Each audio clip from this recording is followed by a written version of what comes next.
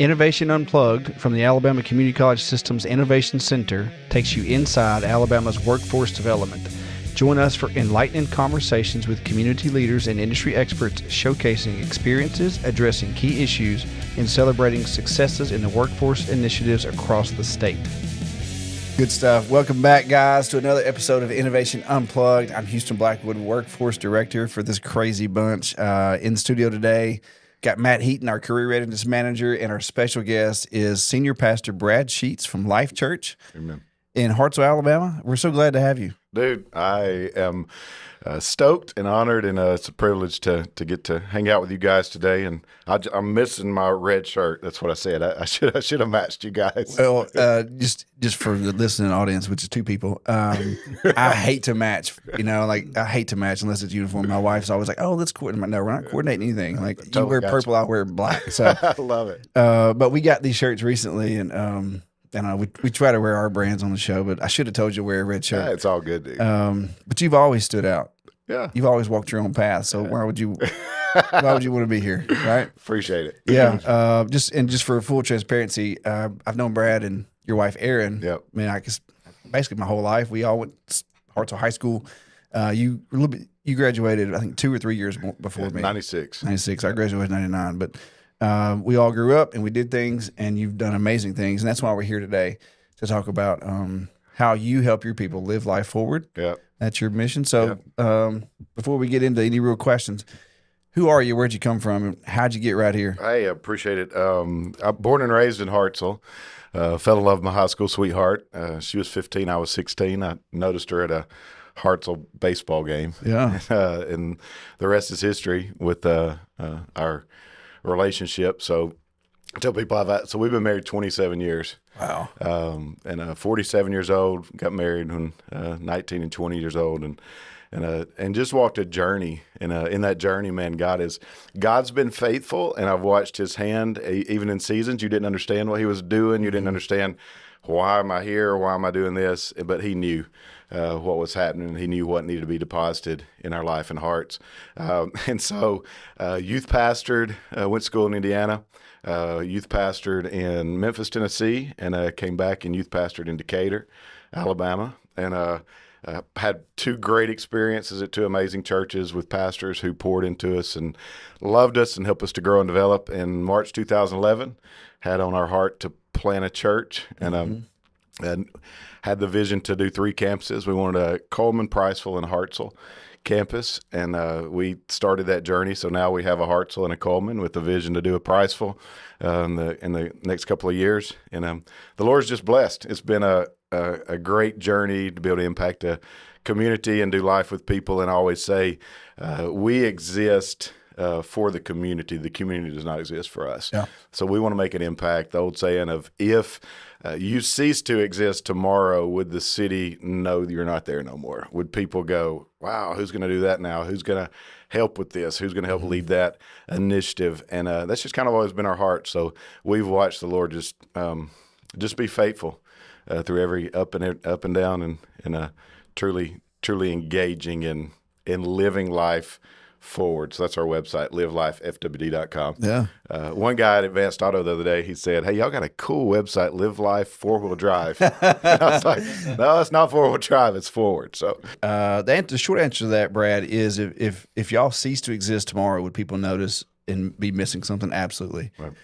I see what y'all do constantly. I think something, I guess all churches have that mission, but what I see out of y'all is you're constantly investing in people, in the community, literally like investing in the community to grow things. We got tons of questions about that. Matt, you want to take the first one? I will. Brad, you often said that people don't just need encouragement, they need investment. Why is investing in people's growth important to you and what you do? Right. To me, if it does not start and stop with people, then you've missed the why. And I think sometimes in America, man, we become so inundated with climbing the ladder of success, and success looks like bigger bank accounts. Success looks like bigger buildings. But at the end of the day, if you do get to a place of success and you look behind you and there's casualties and you've wounded, you've hurt, you've had to lie, cheat, steal, stand on top of people, you really miss the whole premise of even what it means to be a follower of Christ, because he gave the two greatest commandments: love the Lord God with all your heart, mind, soul, and strength. And second, he said, love your neighbor as yourself. So what does it mean to love your neighbor? It's that place of investing, of caring. If they're down and out, we want to help pick them up. If they have a desire to be an entrepreneur, it's to believe in that gift, that calling, and to say, man, hey, how do we help move you forward in who God's called you to be? And to me, the church often does a great job of meeting the spiritual need of people and leading them to Christ and praying with them and leading them maybe even through moments of grief or moments of struggle or issues in people's lives. But do we teach and help walk them through how to be a better father, how to be a better husband, how to better manage your finances, how do you better engage with life and with even your surrounding family. So investing in people, I like the word investing, and I'm glad you guys even chose that, because when you make an investment, you expect an ROI. There used to be a return on what just got deposited. And so what's the return we expect to see? We expect to see stronger fathers, stronger marriages, stronger kids walking up down the hallways of Hartselle High School because of investments that's been made in lives, hearts, and families. So, Do you have, you don't have to tell names, but I know that's your mission, because I know you and I know Aaron and what everything you just said, I know to be 100% true. Have you seen that come to fruition? Yeah, Have you seen that return? Yeah. So what's it like for you when you see that dad or that mom or that married couple with their children, when you see them walk out of that pit, out of that fire? Yep. I know you have. Like, what's that like for you, and how does that keep you moving forward with all that you have to do? I think recognizing that is really a secret sauce to longevity. So I've been in ministry now for 27 years. And with that longevity of ministry, there's ups and downs, and there's successes, and there's failures, and there's moments that break your heart, and there's moments that you celebrate. But there's nothing greater than that moment of testimony where you see that marriage put back together. You see a dad stepping in to maybe breaking the generational things that he grew up without a father that was present, but now you got a dad who's becoming present and coaching his kid or engaging at some level. And that there's just power in that. There's power in that moment. And a lot of times I'll say we recognize and we look around and we see things that God's not doing or we wish he was doing in our life. But the true power lies whenever you recognize what he is doing and you go, hey, look at that family that's engaged in change. Look at that family. Look at that marriage that was put back together. And even the exciting part, man, is not even restoration. You know, I saw a poster the other day that said, mending broken men is powerful, but helping to raise up and not ever having to mend them because they learned at an early age, hey, so I'm very passionate about premarital counseling. For young couples getting married, that you don't ever have to go through the place where you think you're going to get a divorce, but you can stay strong. But if you get to that place, hey, let's talk about how you navigate through it. But how do you weather those storms in life? And goes back to investing. Hey, can we invest in a child so they know their identity and who they are and how they're moving forward, and they don't ever have to go through some of those tough times. So, do you keep a picture? Or do you keep something tangible, like in your desk or on your desk, of those wins? Or is it just mental? That's a good question. No, I've got all kind of trinkets. I love missions. Yeah. And, missions is for me is a recalibration at times. So I usually go to Africa twice a year. I've been in 32 different countries across the world. Matter of fact, yesterday I was with a missionary from Uganda, and every time I go on a mission trip, I bring back a little trinket of some sort, and usually it's something that's not of great value. It's something to remind me of a kid I met. Our last trip to Uganda, I bought a soccer ball that they had made out of balloons and string, and I gave him $5 for it, and you thought I made him a millionaire. Yeah. And but that sits on my desk. That reminds me of our why. That hey, it is about investing. It's about making a difference in lives and hearts. Yeah. And so it's good. Yeah. I've got a picture of a little kid from a previous job. So it was a bookmark from the yearbook picture, and it was a battle. Yeah. And I spent a lot of time and emotional capital on that project. Wow. Getting him, he was special ed and no one knew it. Yeah. And needed a whole bunch, and no one was recognizing it. But keep that on there. So when it gets crazy at work, it's like, I think the world's about to burn down. I look at little Christian's picture, which is not little now. He's about your size. But it's like, okay, well, that was worth it. And so was this, you know? And that brings you back to the place, man, where if it's always about me and it's always about my success, then it's real easy to get down and attach, hey, you know, we had 1,000 people in service this Sunday, or whatever initiative. But when you can come back to your why, and it's about people, and it's about lives and hearts, and it's about marriages, and it's about kids, and it's about young people, recognizing that, and you get your eyes off ourself and get your eyes off of how I feel and my emotions and what I'm trying to build, and we do all of those things in our life, man. To me, that's what separates. And it keeps you from walking in that funkiness of, hey man, what am I doing making a difference? You know, and am I just spinning my wheels, or am I truly making an impact? But when you can remember those testimonies, that's what will make you get back up the next day and keep going. That's right. So, well, to all those points, I was listening to my favorite radio show on the way down this morning, Rick Burgess show. Yeah, and he was talking about investment and being willing to, the same way we'd sit here and have a conversation in our favorite restaurant. Yep.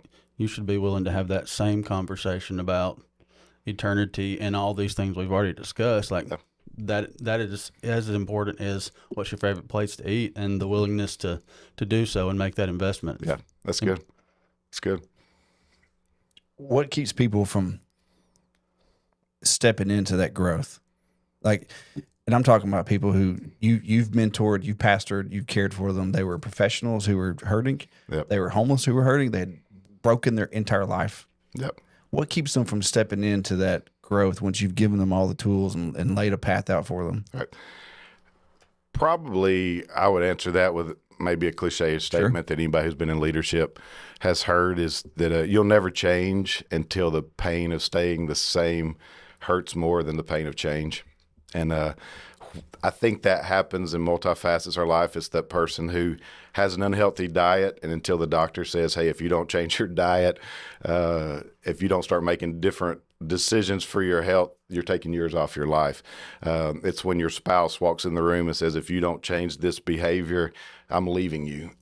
It's the until we recognize, I think nobody ever wants to embrace pain. Yeah. Nobody ever wants to embrace paying a cost or paying a price, because we are creatures of comfort. We're creatures of, we want to be comfortable. As a matter of fact, I even preach that from pulpit quite frequently. We pray prayers more about our comfort than we do anything else, and that's not a promise in Scripture. He never said, hey, Houston, I'm going to make you comfortable. Yep. It's about saying, hey, who am I supposed to be? What am I supposed to do? And embracing that, knowing that it's going to cost something. It's going to cost me something to be the father I'm supposed to be to my kids. It's going to cost me something to meet the needs of my wife. It's going to cost me something to make those sacrifices. And I think that totally, Houston, that's why people don't change. They know it in their head, but it never walks out in their feet, you know. And I always laugh whenever you see, not laugh, I mean, that probably ain't nice, but you see a doctor that's got all the head knowledge in the world, but is unhealthy in their own body, you know. Or you walk outside and there's a nurse. I was visiting a cancer patient dying of lung cancer. Oh gosh! And talked to her nurse, and I walk outside and the nurse is out there, you know, smoking a cigarette, not saying, hey, if you smoke a cigarette, you're sinning, but you're going, hey, you know, you're hurting your body, right? Yeah. You know, and so it's that place or that repetitiveness of somebody gets off of drugs and goes through rehab and they culture always wins. That's the truth of it. And it's what I've always known. It's what I've always done. It's how I've always lived. And until it becomes a lifestyle, you're always going to default back to that place of culture. So they end up back in that same rut, and until it goes, hey, if you don't change, you're going to prison. Then they'll change. Or hey, if you don't change, you're going to go through a lot more pain you're dealing with right now. So I think that's what keeps people from making those life choices that need to be made to change for what they know either God's called them to do, called them to be, or even if somebody's not faith-based in their posture of life, just to be a better human being, sometimes it's not easy, No. And No, especially if you're alone. I think we got a question here about the community. Yeah, Life Church is known for building community. Why do you believe belonging to a healthy community is the foundation for real growth? I think it's number one. I think God did not create us to do life alone. We don't know what Adam was doing in the garden by himself. He may have been running with a pair of scissors or couldn't find something before, but God literally said it's not good for man to be alone. Right. In that context is husband and wife and marriage, but we see biblically he sent the disciples out 2 by 2.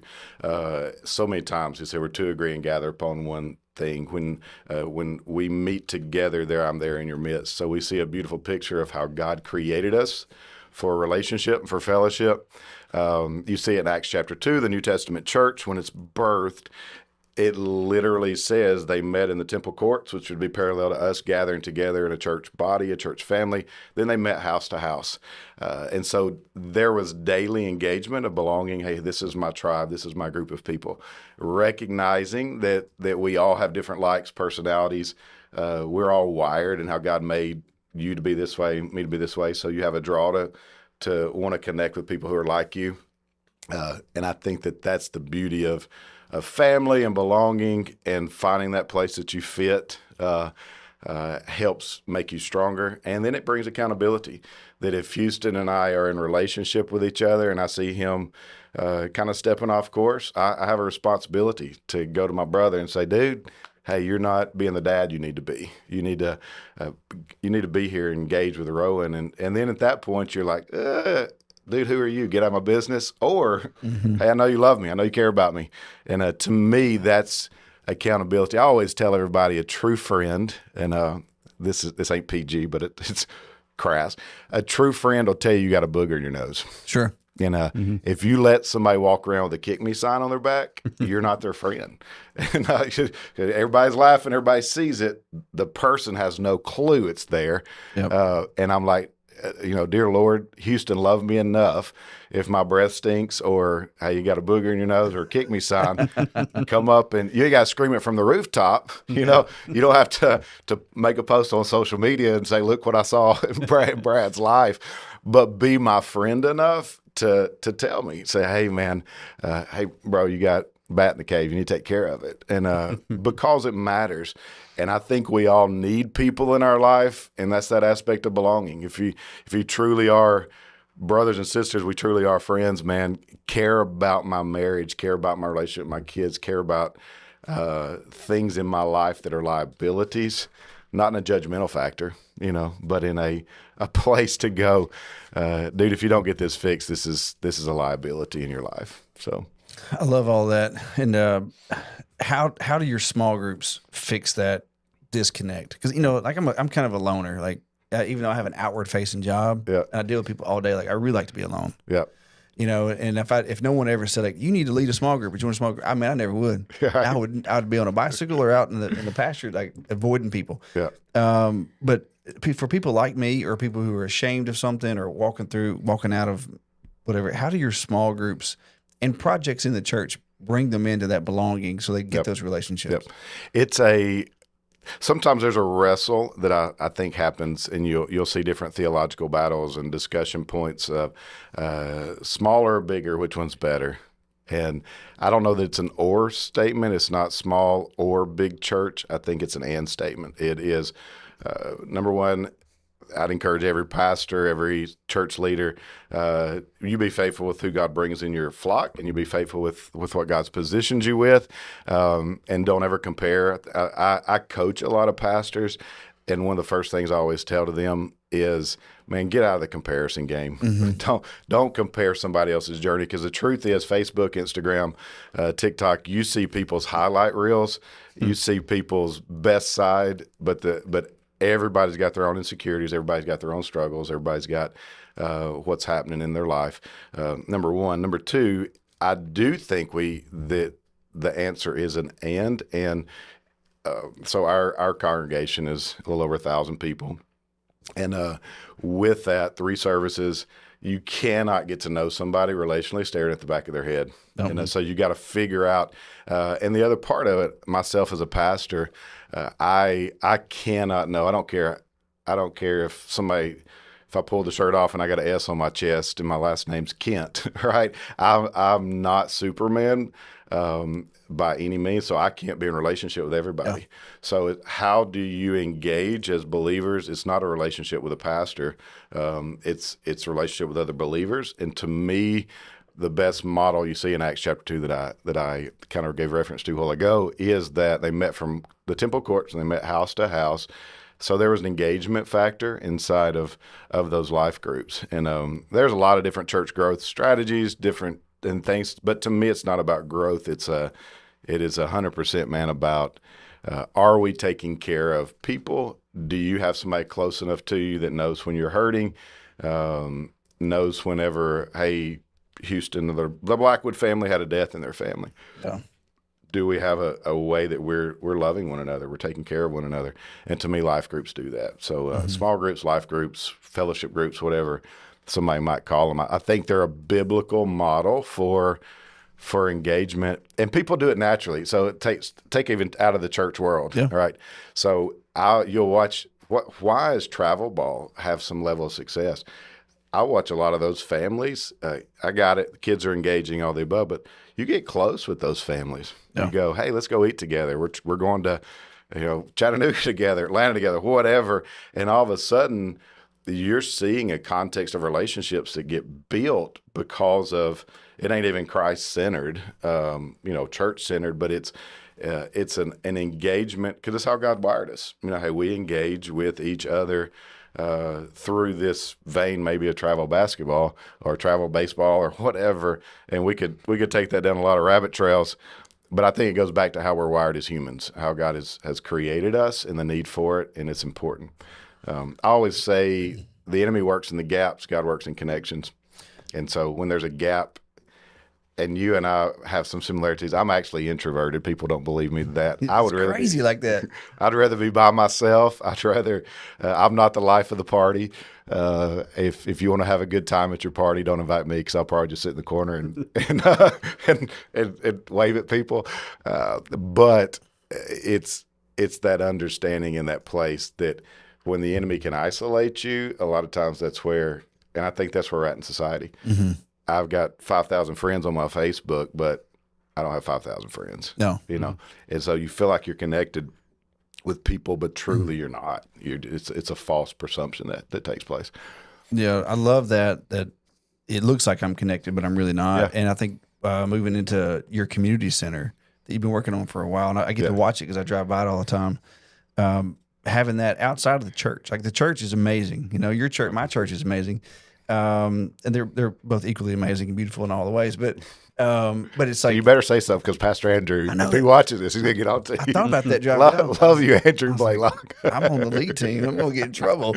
But I was just thinking, like, and Daystar does a great job too. Yeah. But the church is one thing, and there's certain things you can do there. Yep. But then there has to be something else that you do outside of the church. I think, especially for men, to get their hands on. Yeah. Now, and we're going to get into like the mission of men and the mission to fight, having a mission or an adventure and all that. But tell us about that. Which aspect? The Life Center? The Life Center, okay. Yeah.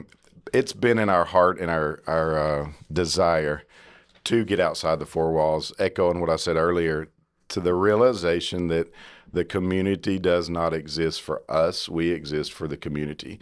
That first two letters of God's name is go. So we're to go. We're to get outside the four walls and make a difference. And so we have, from day one, longed to engage. So I always said I want to be the first person that the schools call when they need something.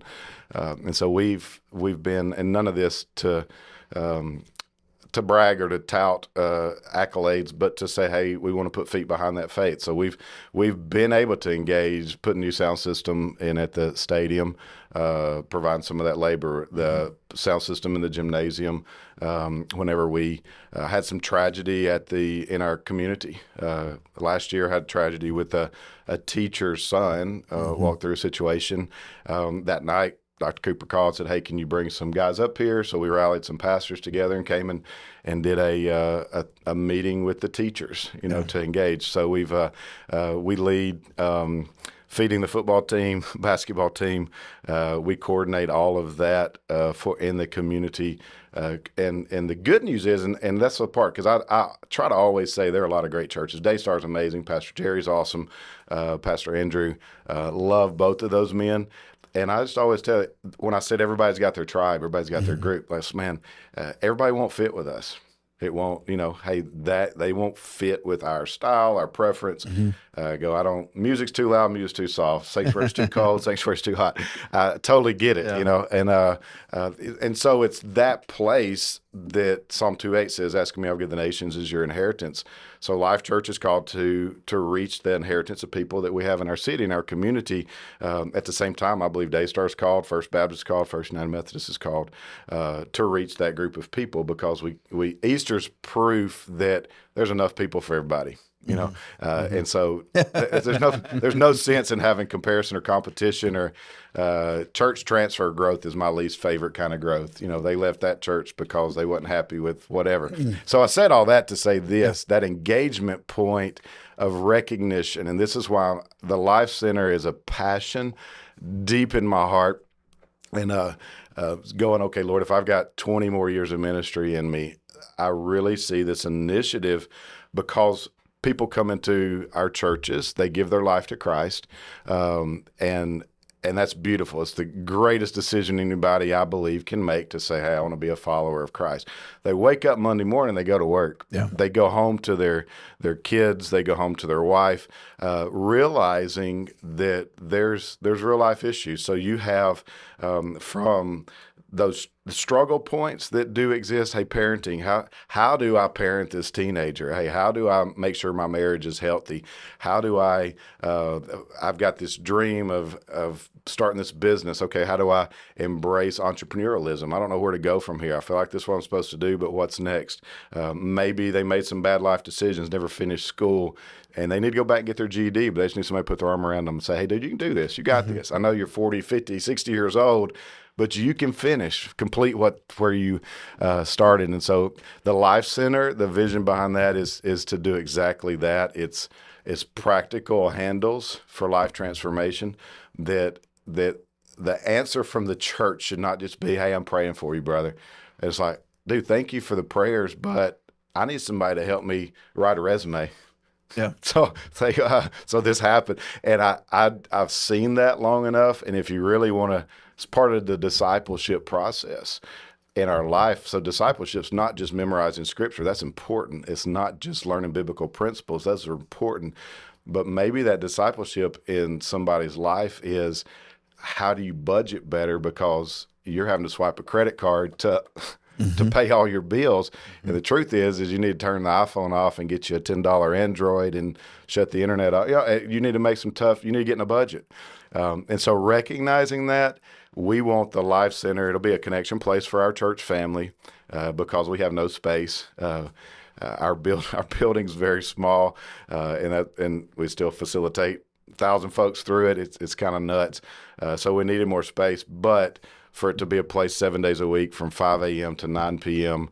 Where we address life issues from grief share, celebrate recovery, divorce care, parenting, financial peace. And they're not just targeted classes towards our church, but they are available for the community.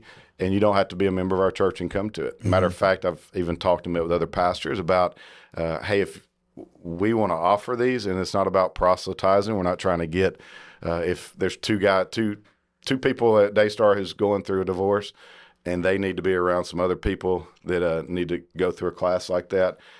There's no proselytizing. Matter of fact, you might come over and teach a freedom class, and you ain't a member of Life Church, and that don't scare me, because I said, hey, let's do a community place, and it ain't about just trying to get people to attend our church on Sunday morning by any means. It's going, can we see a community transformed because they need some truths, and so in working with, I know you guys are directly attached with Calhoun, but we're still marching down that path, but offering GED classes or life skills classes or workforce development.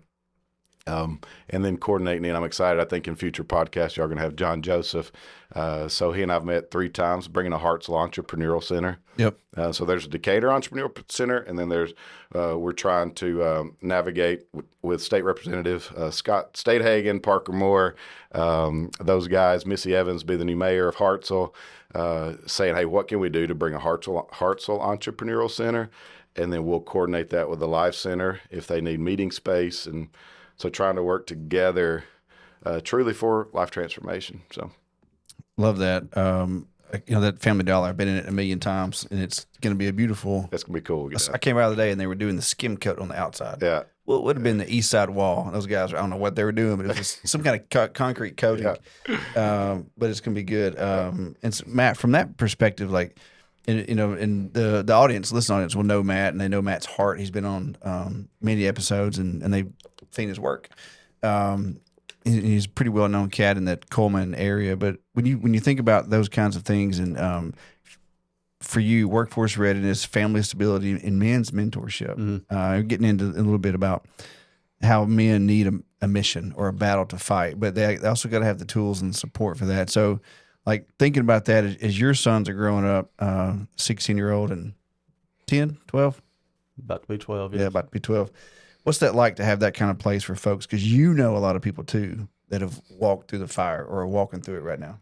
Well, like we were talking about, it's almost like the bigger the church or the bigger work team comes along, the bigger need for that small group interaction to – sometimes you just need to vent or talk, then to turn around and have that affect your work and your family and all those things. But without the big picture, to need that smaller group to just throw ideas off each other, vent, et cetera. And what works for you doesn't always work for everybody, but at least the ability to throw the idea, I tried this, it didn't work.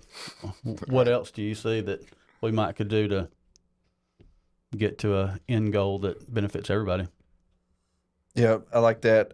Having that, what are you doing? So I see a lot of those guys at Daystar, and a lot of the students the adult students that we take, and I think some high school kids too, they just don't know what their purpose is, and they've not had that revelation that, and to be some kind of cheesy, God has not given them their purpose yet, or they've not heard it, they've not listened, and so I think we as men we make mistakes, and we do a lot of stupid things. Yeah. Searching for some kind of identity or purpose. And I was listening to a podcast just saying the host asked, he said, is your identity wrapped up in being a Navy SEAL? And he goes, no, my identity was wrapped up in leading men to be better men. Yeah. I just happen to be a Navy SEAL doing it. Yeah. So for you, like, how do you guide those guys, men specifically, into finding that purpose or finding their battle to fight and giving them opportunities to discover what that really is? Yep. To be honest, I'd love to say that we've figured all that out and we have the secret sauce. Sure, but I think it's a sign of society today. There's even an attack on identity. You hear sometimes, and not to get in a political correctness aspect, but you hear that place of talking about toxic masculinity and kind of buzzwords that you might hear coming across the news waves. And the truth is that I think God has created us as men to accomplish and to conquer and to see success. And so I've always heard it said, women like to do life eyeball to eyeball, and men like to do it shoulder to shoulder. and with that, it's that place of that engagement that there are some men that need a challenge in front of them. That's why you'll see some men's ministries that like to crawl through mud, jump over barbed wire, and light stuff on fire. And I think that's awesome. Been there, done that, done the warrior dash, all the above. But then there's other men that you go, no, thank you. And so the place is I think it's for a man. Every man is wired to want to need honor, to need respect in their life, and almost every man I ever counsel with, that part of the love languages inside their heart is when they feel dishonored or disrespected, they immediately want to withdraw, or they feel like they're emptied. So if they're getting dishonor, disrespect from their spouse, from their kids, at their workplace, it's even an innate, maybe subconscious thing when we walk into a room, especially if we have a little bit of introvertedness into us. We walk into a room, we don't want to put ourselves out there and be vulnerable to anybody, because what if you're rejected? What if I show up and you guys ask me, hey, Brad, how does that make you feel? We don't want to talk about our feelings. We don't want to get a vulnerable place, because we were made to conquer. That's why we like trophies. That's why we like sports. That's why we like, hey, we won, we got the W. It's why we like my fish was bigger than the fish you caught. We are wired for success and conquering. I think this is what God's innately put inside of men, and we'll ask those questions. What do you do for a living? And we compare, what's your size of your bank account? How big is all the above? But it does come back to that inner place of how are we getting our identity to where it needs to be? Because I'm thoroughly convinced there's not a man out there that doesn't want to be a better husband, doesn't want to be a better father, but they go, I don't know how to do it. And everything you see on the TV, television shows, movies, a lot of time downgrade men. They make fun of them. They belittle them. They think every man is out there chasing women. They think all the above. And the truth is I really do think deep down every man goes, hey, I want to be who God has called me to be and do what God's called me to do, but I don't have the tools. Help me. No one's ever shown it. Yep. Help me come alongside of me. And so the way you come alongside of them, I always joke, because I said, you go to Mother's Day. I don't know how long you guys have been in the church world. You go to Mother's Day, and a lot of times you hear, we're honoring mothers and mother sacrifice. And they do great. We love moms. Yeah. And then Father's Day, it's like, let's say how bad dads are. It's like, we need more fathers. You need to step up. I've heard of men's ministries that talk, hey, rise up, step up. And this is what you're doing wrong. And that's not a way to engage and activate a guy. It's going, hey, let me give you the tools you need to be successful. Yeah. And some of that I've found out, just the simplicity of every year at Life Church, we do a family series. And so I will do a series, or inevitably one element of the message will be talking about a father's role and a father's blessing, and challenging a dad to actually have conversation with their son, have conversation with their daughter, and be the one that helps mold and shape their identity. I don't want Instagram, Facebook, I don't want society to shape their sexuality. I don't want it to shape their character.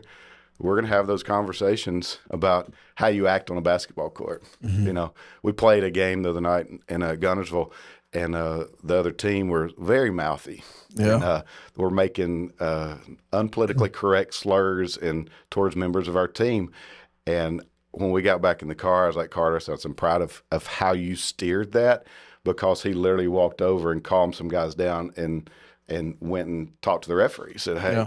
And so it's in those moments you go, we've got to teach them how to navigate even emotions. And your 12-year-old's fixing to start changing. And girls had cooties, now girls are attractive. Absolutely. If as dad, if we don't teach him how to handle our hormones correctly, the world is. And we gotta be there to engage and have the tools. And this is what we do to be the men that God's called us to be, how we treat our wife, how we cover our kids, but also be the one that sets boundaries. Hey, we don't do that.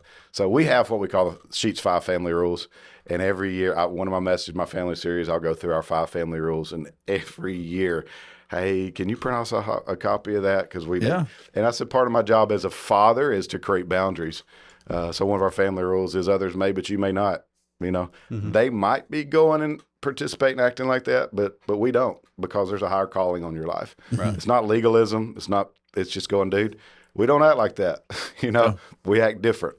And God's blessed. We've got some great kids and You do. in our household. Yeah, absolutely. So coming from the church and then the center, oftentimes when that individual makes that spiritual decision for life changing, that also brings along the need for professional, or some cases, I need to start some type of career. Yep. So how do you balance that encouragement between the spiritual walk and the professional walk, or jumping into the professional world in general? Yep, dude, I 1,000 times love even that line of talking, because I think that's the place that we've got to get more engaged. Mm-hmm. I think that's the place of, it's a holistic approach to being healthy. It's a holistic approach to, I guess with that tension point, I grew up, if you have a problem, Houston, just pray harder.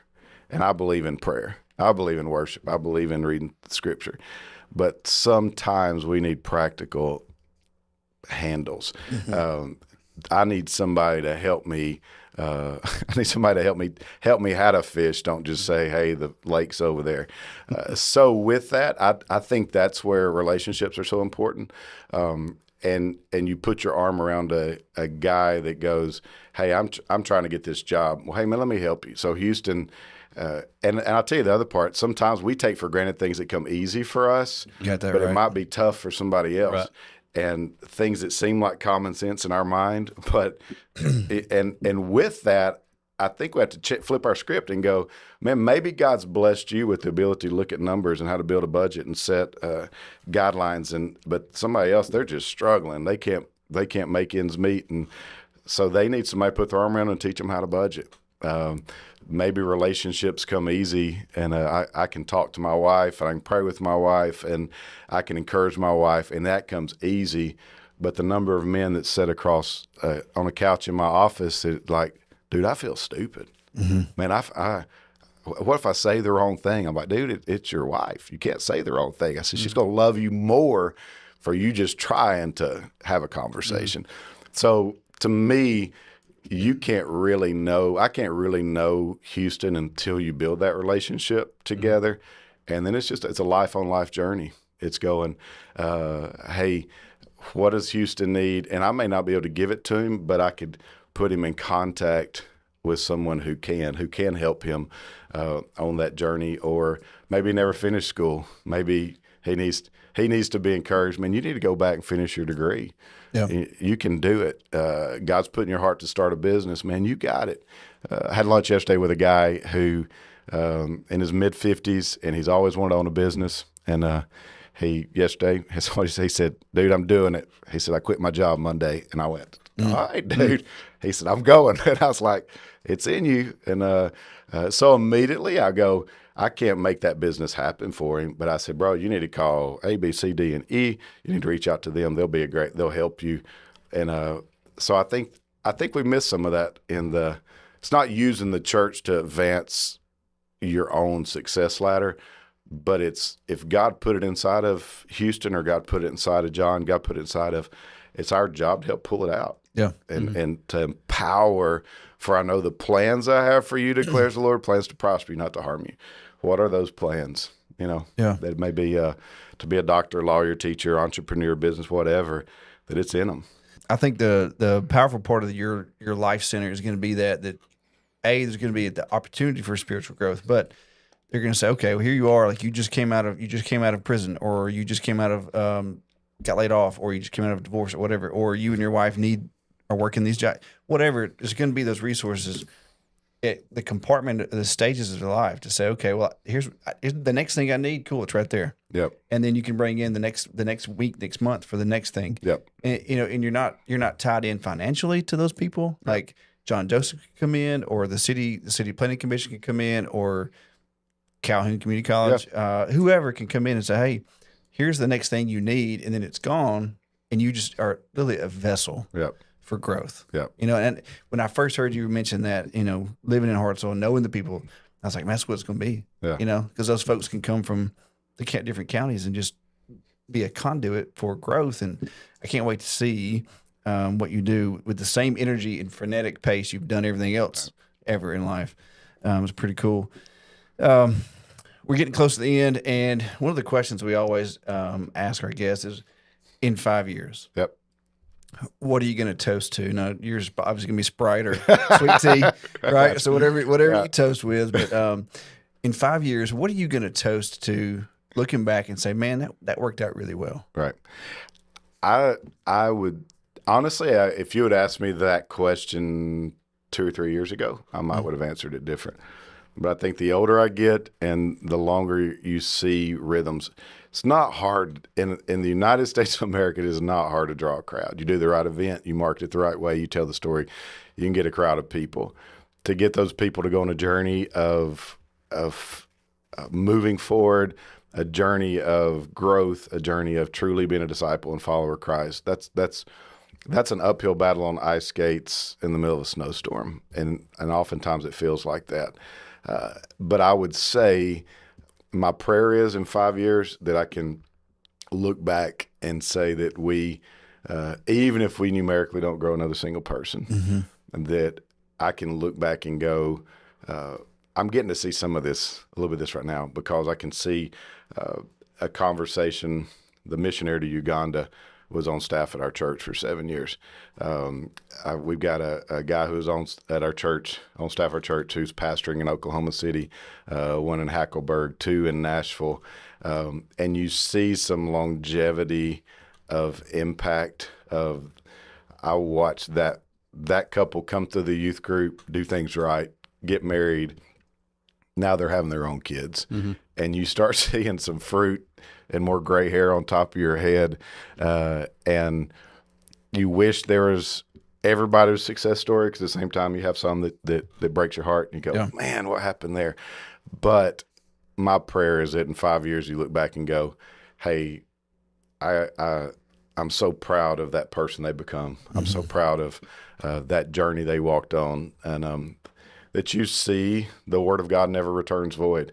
You see deposits that were made, and maybe I got to plant the seed and they went somewhere else and that got watered, but it grew from an acorn into an oak tree. And that's what I want to tout. More than building a building, stained glass windows, numerical numbers, any of the above, I pray I get to sit back almost like we don't have grandkids, and I hope it's several years.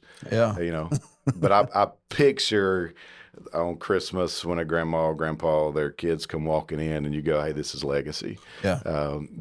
That's what we get to toast is legacy of investment, and and ultimately that the Lord says, well done, my good and faithful servant. Yeah.